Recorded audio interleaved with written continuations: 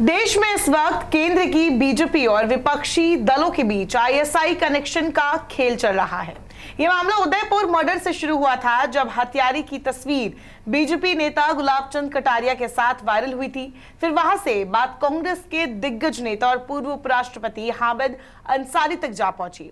इसी बीच अब बीजेपी नेता और उत्तर प्रदेश के उप मुख्यमंत्री केशव प्रसाद मौर्य ने ट्वीट कर विपक्ष के राष्ट्रपति उम्मीदवार यशवंत सिन्हा को घेरा है, जो कभी बीजेपी के कश्ती में सवार थे, अटल अडानी के करीबी थे। मौर्य ने उस पुराने मामले की याद ताजा कर दी, जिसमें यशवंत सिन्हा ने मुलायम सिंह यादव को आईएसआई का करीबी एजेंट बताया था। केशव ने इस मामले की बात करते हुए अखिलेश से भी सवाल पूछे हैं।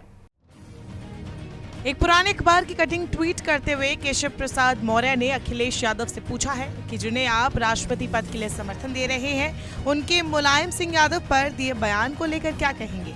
दरअसल केशव प्रसाद मौर्य ने अखबार की जिस कटिंग को ट्वीट किया है, उसमें यशवंत सिन्हा ने दावा किया कि मुलायम सिंह यादव आईएसआई एजेंट है। एक वक्त था जब यशवंत सिन्हा ने मीडिया से बात करते हुए कहा था कि मुलायम उत्तर प्रदेश में आईएसआई की बढ़ती गतिविधियों में सीधे तौर पर शामिल है। यशवंत सिन्हा ने 27 जनवरी 2013 को ये बयान दिया था। उस वक्त मुलायम सिंह यादव रक्षा मंत्री थे। यशवंत सिन्हा बीजेपी के प्रवक्ता थे। तब उन्होंने कहा था, मुलायम सिंह यादव पाकिस्तान की खुफिया एजेंसी आईएसआई के एजेंट है।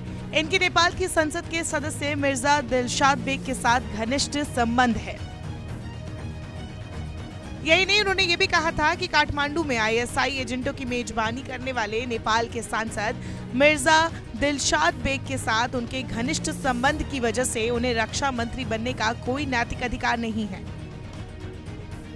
गौरतलब है कि राष्ट्रपति चुनाव के लिए एनडीए ने द्रौपदी मुर्मू को अपना उम्मीदवार चुना है। वहीं विपक्ष की तरफ से संयुक्त रूप से यशवंत सिन्हा को राष्ट्रपति पद का उम्मीदवार बनाया गया है।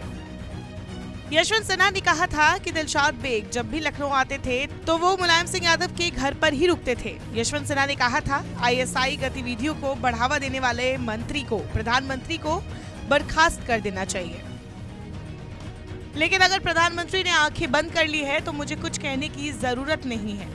यशवंत सिन्हा ने कहा था कि नेपाल भारत विरोधी गतिविधियों के केंद्र के रूप में उभरा है और कहा कि केंद्र को इसकी पूरी जानकारी है, लेकिन इसे रोकने के लिए कोई कदम नहीं उठाया गया। दरअसल इंटेलिजेंस ब्यूरो के एक पूर्व अधिकारी ने एक किताब पर प्रतिक्रिया देते हुए आरोप लगाया था कि उत्तर प्रदेश के मुख्यमंत्री और कुछ विधायकों के पाकिस्तान की सीक्रेट सर्विस आईएसआई से संबंध है। मुख्यमंत्री मुलायम सिंह ने पूछा, क्या ये दावा नदवा मदरसे पर हुए असफल छापे की वजह से लगाया गया। मुलायम सिंह यादव ने बीजेपी द्वारा उन पर लगाए गए आरोपों को जवाब देते हुए कहा था, आईबी ने 1995 में नदवा मदरसे पर छापा मारा था, लेकिन जब मैंने हस्तक्षेप किया और छापेमारी को रोक दिया, जिससे आईबी के अधिकारी उग्र हो गए, मैंने उनके खिलाफ प्राथमिकी भी दर्ज कराई थी। किताब को लेकर मुलायम सिंह यादव ने कहा था कि लेखक की मानसिकता भाजपा वाली थी, इसलिए उन्होंने ऐसी टिप्पणी की। बता दें, कई सालों तक दाऊद की टी कंपनी की मदद करने वाले दिलशाद बेग को साल 1998 में मार दिया गया था। दिलशाद बेग की हत्या के पीछे सालों तक कई दावे सामने आते रहे, जिनमें से एक दावा छोटा राजन को लेकर भी किया गया था, लेकिन पुलिस और खुफिया सूत्रों का मानना था कि उसकी हत्या के पीछे यूपी के एक बड़े डॉन बबलू श्रीवास्तव का हाथ था।